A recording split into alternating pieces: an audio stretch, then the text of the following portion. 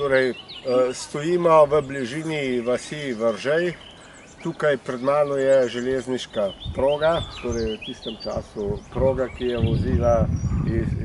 šla iz nacistične Nemčije, iz Reicha na Madžarsko, preko železniškega mostu, preko Mure. Mura je v tej smeri in je takrat pomenila naravno mejo med Madžarsko, torej fašistično Madžarsko in nacistično Nemčijo. Proga je bila seveda zavarovana, prav tako je bila zavarovana meja ob Muri na določenih krajih, ne povsod.